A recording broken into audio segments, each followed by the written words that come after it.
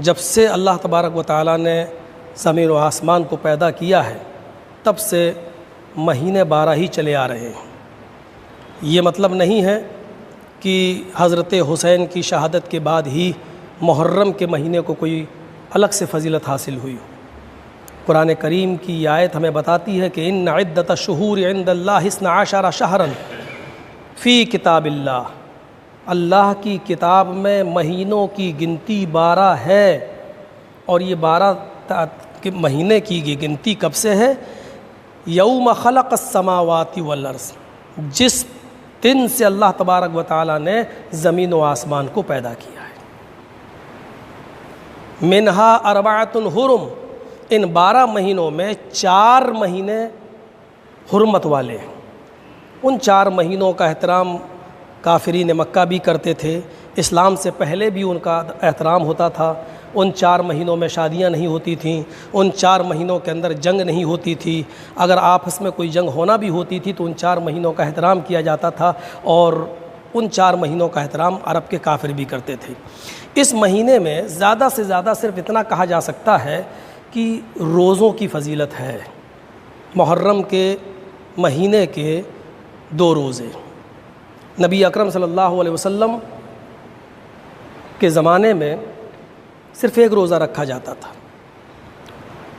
اور اللہ کے رسول جب ہجرت کر کے مکہ سے مدینہ گئے تو آپ نے اہل مدینہ کو عاشورہ کا 10 تاریخ کا روزہ رکھتے ہوئے دیکھا، تو آپ نے پوچھا کہ یہ کس خوشی میں تم روزہ رکھتے ہو؟ انہوں نے کہا کہ آج کے دن اللہ تبارک و تعالیٰ نے حضرت موسیٰ کو فرعون کے ظلم سے نجات دی تھی۔ تو نبی اکرم صلی اللہ علیہ وسلم نے جواب میں یہ کہا تھا کہ موسیٰ کے حق دار ہم زیادہ ہیں تم سے، لہذا ہم بھی روزہ رکھیں گے۔ تو آپ نے بھی 10 تاریخ کا روزہ رکھا، لیکن جس سال آپ نے 10 تاریخ کا روزہ رکھا اسی وقت آپ کو ایک احساس ہوا،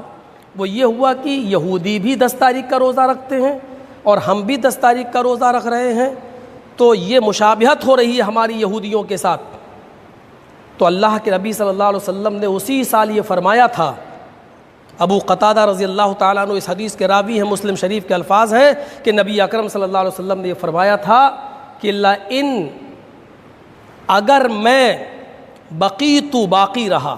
یہ مسلم شریف کی حدیث کے الفاظ ہیں، لئن بقیت الی قابل لأصومن التاسع، اگر میں آئندہ سال زندہ رہا، اگر 1 سال کی زندگی اللہ تعالیٰ نے مجھے اور دی، اور آنے والے سال اگر ہم نے محرم کا مہینہ دیکھا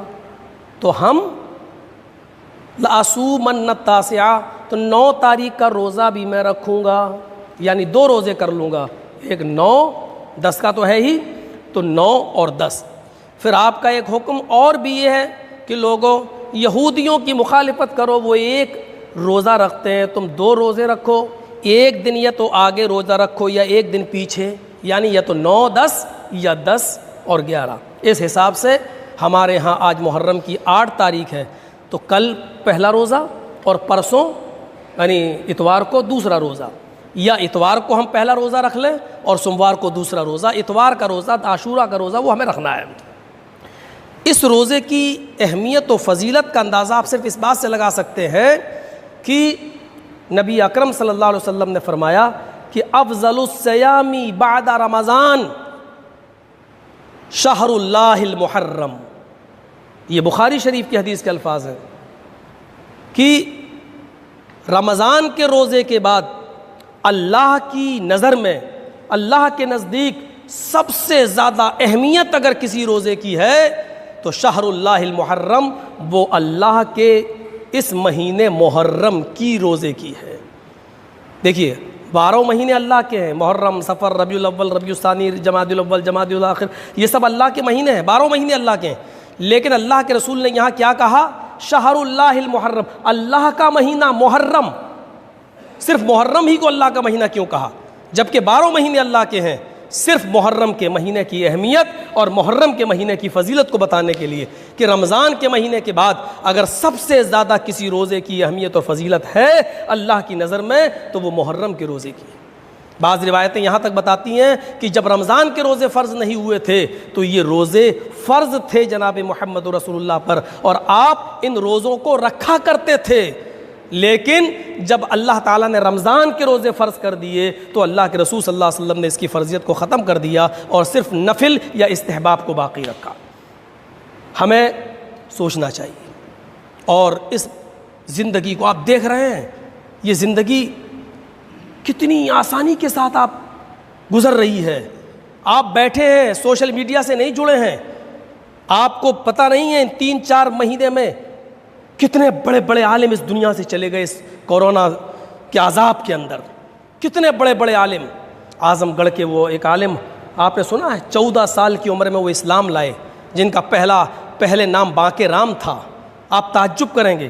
جن کا پہلا نام باقر رام تھا، 14 سال کی عمر میں وہ اسلام لائے۔ اسلام لانے کے بعد انہوں نے مکتب میں پڑھنا شروع کیا 14 سال کے بعد۔ اس کے بعد پھر وہ عمر آباد پڑھنے کے لیے گئے۔ عمر آباد پڑھنے کے بعد وہاں سے عالم اور فاضل بن کر نکلے، ان کے نمبر اچھے آئے، پھر وہ مدینہ یونیورسٹی میں پڑھے، وہاں نمبر اچھے آئے، پھر وہ مصر میں جامع ازہر گئے، وہاں سے پی ایچ ڈی کر کے آئے، تو ان کو پھر مدینہ یونیورسٹی کے اندر ان کو پروفیسر بنا دیا گیا، پھر ان کو مسجد نبوی کا متولی بنا دیا گیا، جنہوں نے